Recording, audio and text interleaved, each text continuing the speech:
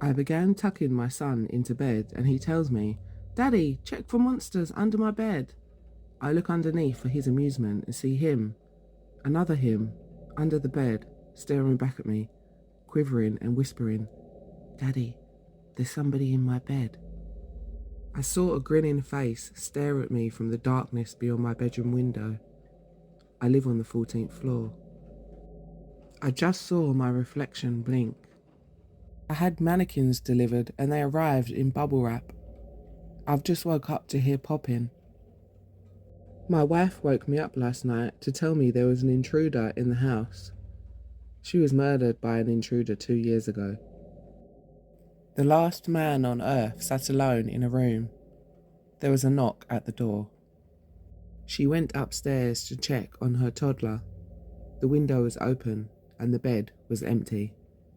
I always thought my cat had a staring problem.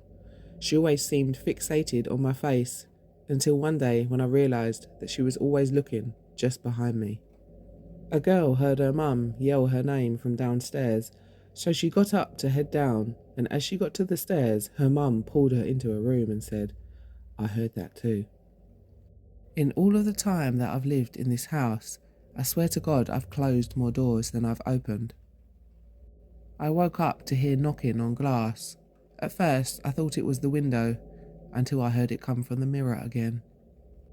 They say a shiver down the spine is someone walking over your future burial site. As my husband walks around our garden outside, the shivers won't stop. I never go to sleep, but I keep waking up. I was having a pleasant dream when what sounded like hammering woke me. After that, I could barely hear the muffled sound of dirt covering the coffin over my own screams. I'm working the night shift alone tonight. There is a face in the Stella staring at the security camera. My daughter won't stop crying and screaming in the middle of the night. I visit her grave and ask her to stop, but it doesn't help. I was laying in bed with my feet dangling over the covers. Something grabbed my foot. I kiss my wife and daughter goodnight before I go to sleep, and when I wake up, I'm in a padded room and the nurses tell me it was just a dream. I started to drift off into a comfortable sleep when I heard my name whispered. I live alone. Don't be scared of the monsters, just look for them. Look to your left, to your right, under your bed, behind your dresser, and in your closet. But never look up. She hates being seen. When the kidnapper made me guess where he'd kept my daughter, I went for the basement and he said, "Correct," allowing me to see her. But when I found her severed head there, I learned that every other choice would have been correct as well.